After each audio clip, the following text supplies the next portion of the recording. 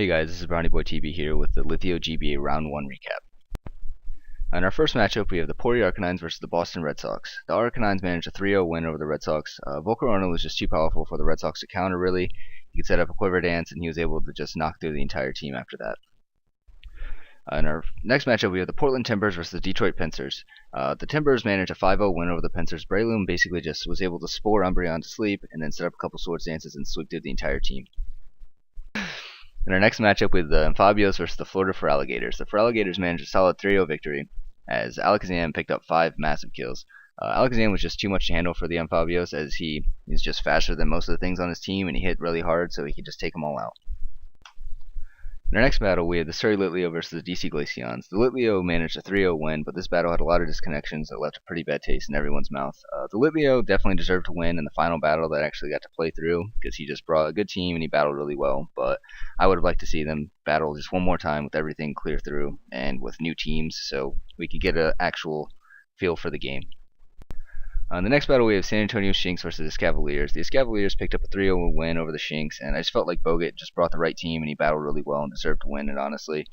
Chris didn't battle terribly, but he just needed to game plan more. He wasn't able to take down the Mega Venusaur, and Mega Venusaur is bulky, and they're hit really hard, so you know that you need to bring a couple counters for it. So I'm sure that Chris and Bogut will win plenty of battles this year, just Chris has got to step up the game a little bit. In our next battle, we had the Tennessee Raichus versus the Baltimore Bisharps. The Raichus managed a 1-0 win over the Bisharps.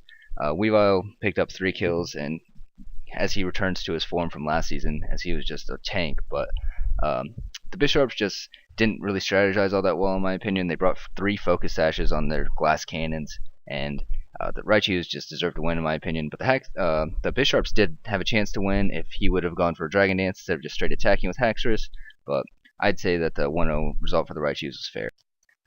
The New Orleans Shuckles versus the Toronto Transoms is postponed. The St. Louis Rampardos versus Action Milan is also postponed. Here we have the league standings. A lot of teams haven't been able to battle so far, so we don't get a true feel for the league. But as you can see, a lot of the results were pretty close through week 1. We had 4 3-0s, 1 1-0, 1 5-0 so far, and it looks like it's going to be a pretty fun league this season.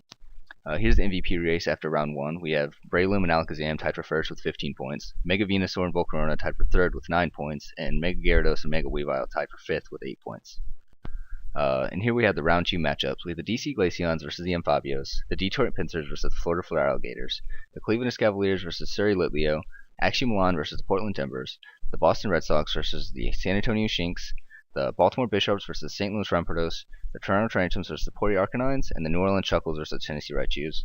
The matchup that strikes my eye right away is the Cleveland Escavaliers versus Surrey Litheo, because it's Bogut versus Matt. They're both great battlers, and I'm sure they'll both do their homework and come to the match well prepared. It should be a fun one to watch. The Boston Red Sox versus the San Antonio Shinx should also be a pretty fun battle to watch. Matt and Chris both lost their first battle, but they're both great battlers, and I know they'll be able to come back from it, so I can't wait to watch that one.